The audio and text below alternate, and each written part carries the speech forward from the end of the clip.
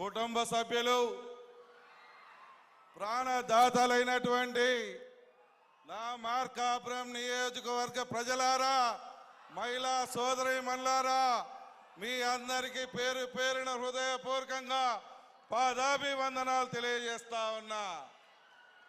ఇది మనకు ఒక పండుగ. ఈ మార్కాపురం నియోజకవర్గం చేసుకున్న అదృష్టం. ఎందుకంటే 3 నెలల క్రితం ఆ చంద్రుడు, 3 నెలల తరువాత ఈ పవనుడు ఈ రోజు మన రాష్ట్రాన్ని, మన మార్కాపురంకి వచ్చి మన ఆక్రందన, మన ఆవేదనను అర్థం చేసుకొని ఈ నియోజకవర్గాన్ని, ఈ ప్రాంత ప్రజలను, వెనుకబడ్డ ఈ మార్కాపురం డివిజన్ని కాపాడేదానికి వచ్చినటువంటి వారికి హృదయపూర్వకంగా నమస్కారాలు తెలియజేస్తా ఉన్నా. పవన్ అన్న, మా నియోజకవర్గమే కాదు, ఈ ప్రాంతం ఎంతో వెనుకబడ్డ ప్రాంతం. అనంతపూర్ జిల్లానే ఈ దేశంలో వెనుకబడ్డ ప్రాంతంగా చెప్పుకుంటారు. కానీ అనంతపూర్ కంటే కూడా ఎక్కువ ఈ ప్రాంతంలోనే వెనుకబాటుతనం అనేది ఉంది.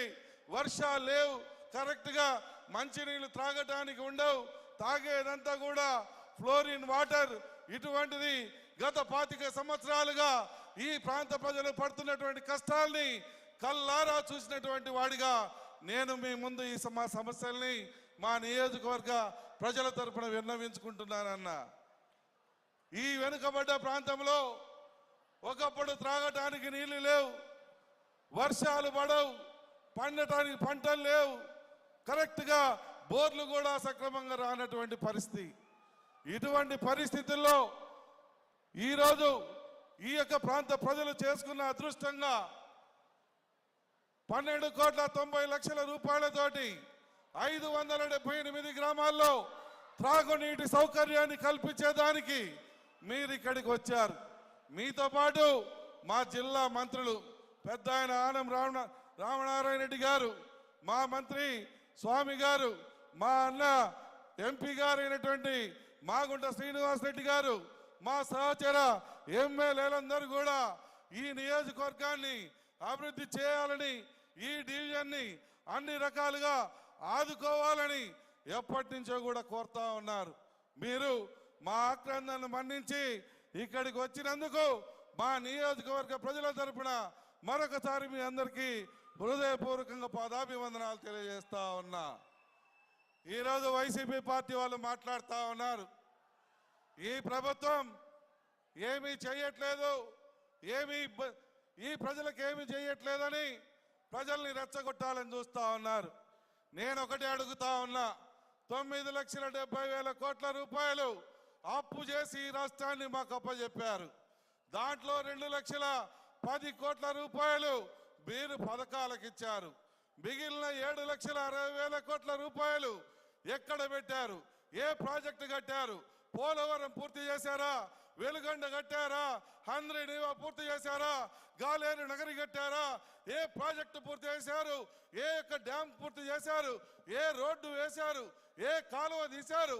ఏం చేశారు? ఈ ప్రజలకు సమాధానం చెప్పాల్సిన అవసరం ఉంది. మీరు మమ్మల్ని విమర్శిస్తా ఉన్నారు, పెన్షన్లు ఇవ్వట్లేదు, తల్లికి వందనం ఇవ్వట్లేదు అని మాట్లాడుతూ ఉన్నారు. మీరా మాట్లాడేది? మమ్మల్ని 2,000 నుంచి 3,000 పెన్షన్ ఇస్తానని ఎన్నేళ్ళకి ఇచ్చావయ్యా? 250 లెక్క. ఆ రోజు ఈ ప్రజలందరికీ 4.5 సంవత్సరాల పాటు అడుక్కునే విధంగా చేసినావా లేదా అని మేము అడుగుతా ఉన్నాం. ఇదే కాకుండా అమ్మఒడేనావు, మళ్ళా తూచండు ఎలక్షన్ కాగానే ఆ రోజు ఇంటింటికి ఎంతమంది పిల్లలుంటే అంతమంది అన్నావు. ఈరోజు అధికారం వచ్చినాక మళ్ళా ఇంటికి ఒకటి అన్నావు. కానీ మేమేం చేస్తా ఉన్నాం?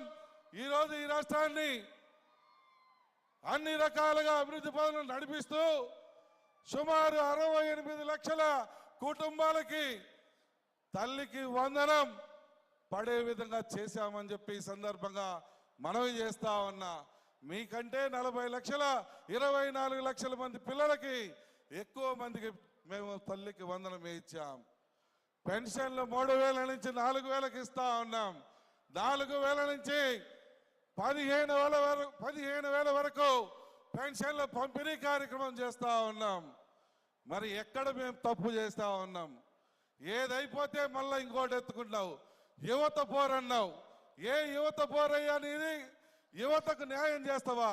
గంజాయి బానిసలుగా తయారు చేసి ఈ రాష్ట్రాన్ని గంజాయి ఆంధ్రప్రదేశ్గా తయారు చేసిందే కాకుండా మళ్ళా యువత కోసం మీరేం చేయలేదని మాట్లాడుతూ ఉన్నారు. ఈరోజు మా యొక్క పెద్దలైనటువంటి నారా చంద్రబాబు నాయుడు గారు, పవన్ కళ్యాణ్ గారు, నారా లోకేష్ బాబు గారు, అలాగే మా 25 మంది మంత్రులు 4 భుజాలపై ఈ ఆంధ్ర రాష్ట్రాన్ని ఎత్తుకొని మోస్తూ ఈ ఆంధ్ర రాష్ట్ర ప్రజలకు కష్టం అంటే ఏమిటో తెలియకుండా చేస్తూ ప్రతి నెల 1వ తారీఖున పెన్షన్దారులకు పెన్షన్ ఇస్తూ జీతాలకు డబ్బులు ఇస్తూ మరొక పక్క మీరు చేసిపోయిన అప్పులకు వడ్డీలు కడుతూ ఈ రకంగా రాష్ట్రాన్ని మోసుకుంటూ ఒక్కొక్క పథకం ఆ రోజు హామీలకు అనుగుణంగా ఇచ్చుకుంటూ పనిచేస్తా ఉన్నమాట వాస్తవం కాదా అని మేము అడుగుతా ఉన్నాం. ఈరోజు పెన్షన్లు ఇచ్చాం, తల్లికి వందలు ఇచ్చాం, గ్యాస్ సిలిండర్లు ఇచ్చాం, త్వరలో రైతులకి సంక్షేమం కింద 20,000 ఇవ్వబోతా ఉన్నాం. అలాగే నిరుద్యోగుల కోసం దగ్గర గూగుల్ కానీ, టీసీఎస్ కానీ, ఎల్జీ కానీ, డైకాన్ కానీ, టాటా కానీ, లూలు కానీ, హెచ్సిఎల్ కానీ, ఎన్టీవీసీ కానీ, రిలయన్స్ కానీ, సుజలాన్ కానీ, కాంగ్రెస్ కానీ ఇలా కంపెనీలు తెచ్చి 9,70,000 కోట్ల రూపాయలతోటి ఈ రాష్ట్రాన్ని పెట్టుబడుల రూపంలో తెచ్చి 8,50,000 మంది నిరుద్యోగ యువతకి ఉద్యోగాలు కల్పించబోతా ఉన్న ఈ పెద్దలను మీరు విమర్శించేది అని మేము అడుగుతా ఉన్నాం. ఏం చేశారయ్యా? మార్కాపురం నియోజకవర్గ ప్రజల అమాయకుల చెవులో పూలు పెట్టిపోతావా? ప్రాజెక్టు పూర్తి కాకుండానే పూర్తి చేశారని వెలుగొండ ప్రాజెక్టును ఓపెన్ చేసిపోయారు. అటువంటి వాళ్ళు ఏమనాలి? ఇంకా 4,000 కోట్లు కావాలి. గట్టిగా పనిచేస్తే 2 సంవత్సరాలు కాలం పడుతుంది. అటువంటి ప్రాజెక్టుని ఈ మార్కాపురం డివిజన్ ప్రజలు అమాయకులు ఏం చెప్పినా వింటారు. వీళ్ళ చెవులో పూలు పెట్టిపోదాం అని చెప్పి పూలు పెట్టిపోతావా? మా ప్రజల అమాయకుల ప్రజలారా గమనించండి. ఎవరు పని చేసేవాడు 6 నిమిషాలు కష్టపడి పనిచేస్తున్న ఈ కూటమి నాయకుల్ని ఆశీర్వదించాలనా? లేదంటే అడ్డంగా మోసం చేసిన మన ప్రాంత ప్రజలను మోసం చేయాలని చూసిన ఆ వైసీపీ వాళ్ళను మీరు ఆదరించాలనేది కూడా మీరు కూడా తీర్చుకోండి. జిల్లా ఇస్తే ఎవడబ్బ సొమ్మపోయిందయ్యా? జిల్లా ఇస్తే ఎవడికి నష్టమయ్యా? ఈ జిల్లా ఇస్తే ఈ ప్రాంతానికి పెద్ద ఇండస్ట్రీలు వస్తాయి, పెద్ద హాస్పిటల్ వస్తాయి, పెద్ద విద్యా సంస్థలు వస్తాయి, కొన్ని లక్షల కుటుంబాలు బాగుపడతాయి, కొన్ని వేల మందికి ఉపాధి దొరికేటువంటి పరిస్థితి. సుమారు 190 కిలోమీటర్ల నుంచి జిల్లాకు పోయేటువంటి పరిస్థితి.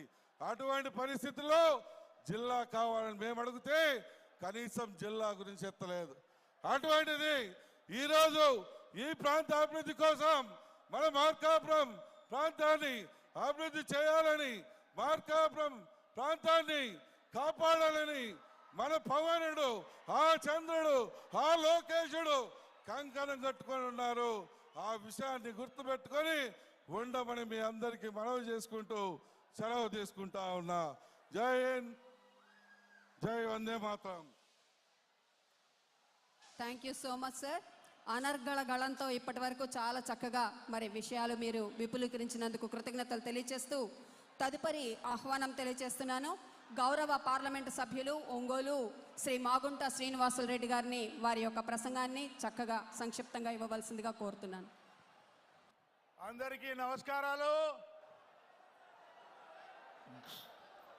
ఈరోజు ఈ కార్యక్రమానికి ముఖ్య అతిథిగా విచ్చేసిన మన డిప్యూటీ ముఖ్యమంత్రి గారు శ్రీ పవన్ కళ్యాణ్ గారికి